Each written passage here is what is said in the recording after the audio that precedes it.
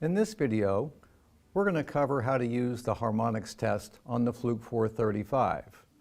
We start by activating our menu and then selecting harmonics with my arrow keys. Confirm that by hitting the enter button, and we prepare the SD card for the test. Most harmonics are going to show up in amperage, so I'll use the F1 button to toggle the amps and generate some harmonics. In this case, we can see that the third is the most prevalent, followed by the fifth and the seventh, indicative of a single phase power supply. If I switch my function on the demo board, we have more fifth now, which is indicative of a three-phase power supply. To see these signals, I can hit the scope button, and I'll toggle over to the scope, and I can switch to amperage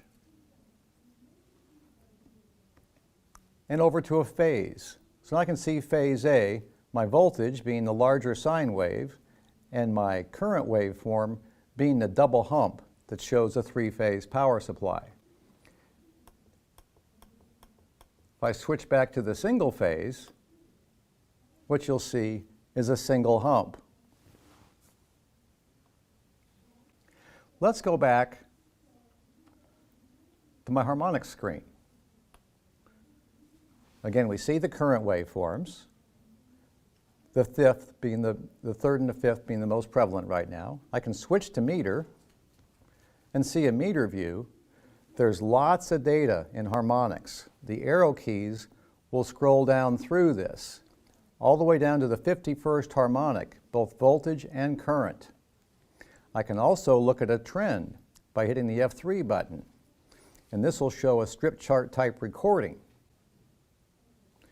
Beyond that, one thing to note is that my events counter is always active, no matter what test we're using on the Fluke 435.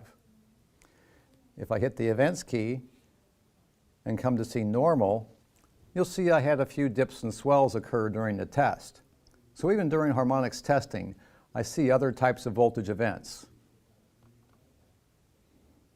And that concludes how we use the harmonics test on the Fluke 435.